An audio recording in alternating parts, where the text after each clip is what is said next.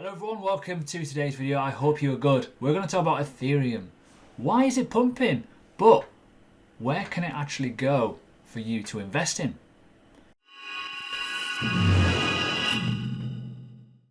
So hi everyone, welcome to the channel. If you're new, subscribe, hit the bell button, like, comment, all kinds of good stuff. I want to say thank you to everyone who's commenting recently. It means a lot. It really does. I help people. So this video again, another helpy kind of video. Talk about Ethereum. Now, if you go back a bit, I did an extreme target. I'm going to talk about that in a minute on Ethereum at a very, very low level. Could happen. It's possible. But we're going to talk about why it's pumping overall right now. So obviously, if you don't know what Ethereum is, you should probably understand it. This is a website. Crack on. Have a little learn about it. It's pretty decent. My personal opinion, I think it's a good long-term investment. I think you should be buying anything below certain levels, which I'm going to mention on this video, so please stay tuned. But what happened over the last few nights? The first Ethereum 2.0 configuration block, basically the new Genesis block, has appeared. However, it'll probably get wiped and redone because it is testnet. So they are progressing, they are working towards their common goal of sorting out the issues that they've got, scalable problems, CryptoKitties crashing it, all kinds of good stuff that happened back in 2017. Remember those days, boys and girls. So it's coming out in probably Q4, I believe. A lot of things happening, so probably the end of the year. There's possible delays with COVID-19 with working elements as well, but a lot of people can work from home now.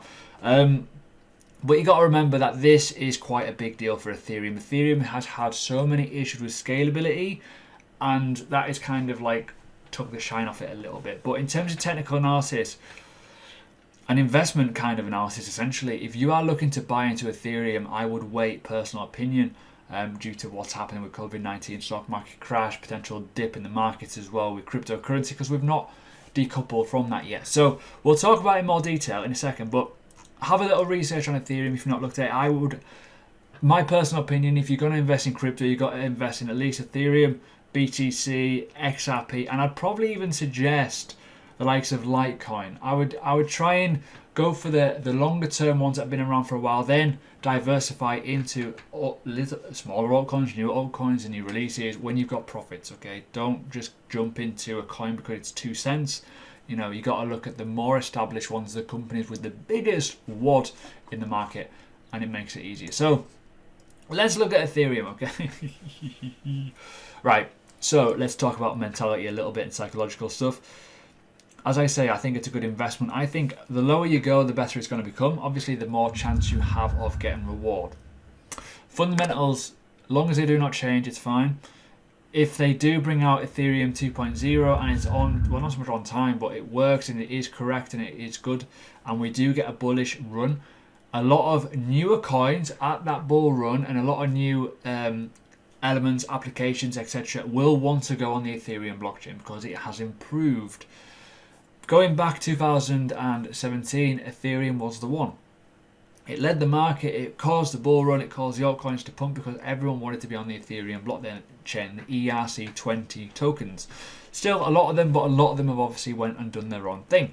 However, let's look at some technicals, okay? Now, I've got this already set up anyways, right?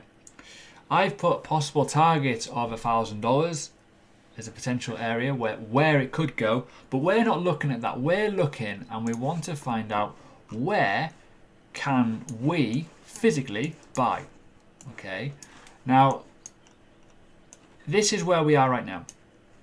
We've broken through some key levels and we've hit a psychological level at 190, right? Just to give you an insight, that is a massive level.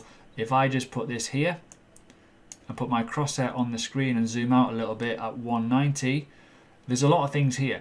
There's a lot of stuff there, a big, massive barrier, and you've got it going all the way into the past as well. So it's kind of a key level. We've hit that. It's interesting, right? We have hit that. That's good.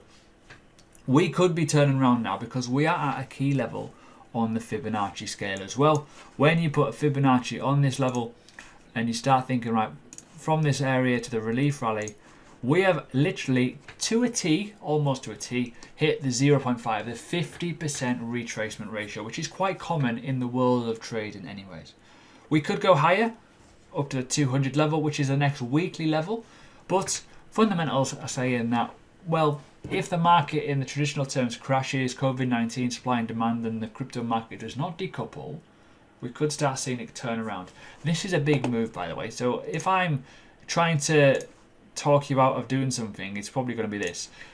Would you invest in a coin that is 116% up from the highs of this rally? You shouldn't be. That is a top tip, a little nugget, and I should suggest you write it down on one of these and say, if a move is up to 50% of a retracement, I should not be buying. Just write that down because it makes obvious sense. So where can we go from here? Well, this is where we need to kind of work out. This, in my opinion, is going to come down. Now, I'd ignore these fib levels because they're quite mental, they're quite scary. But what we are going to look at, we're going to look at a normal retracement, because this move, I think, is ready to drop. Even if we get up to this point, it's not going to keep going up to the moon. Everything retraces. You can see these corrections, but when you get one big cycle, you're always going to have one big retracement. Usually 61.8% is the golden number, the golden ratio. So when we put this on the chart and we start looking at it in more detail, the next point of call is that daily level there. 126, 125 levels, or you could probably say between 130 and 120, okay, if you're going to look at an ideal place. I would write that down as well as a potential entry point, in my opinion.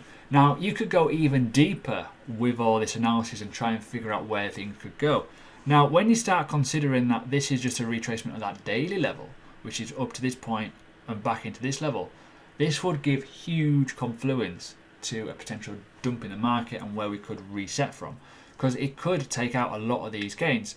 We could also drop lower if it gets worse.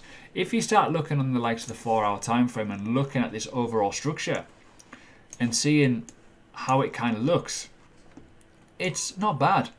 It's definitely a good retracement, but in my opinion, do not rule out the fact of the $80 area, which is, may I add, I can't quite get there, bear with me. The lows, this low here, this could be tested. Do not rule it out. And that is where I think the most obvious possible target is. Extreme target, by the way. That is if things go really bad. Why have I got that target? It is half of this. Simple as that. If it drops, it holds, it drops again.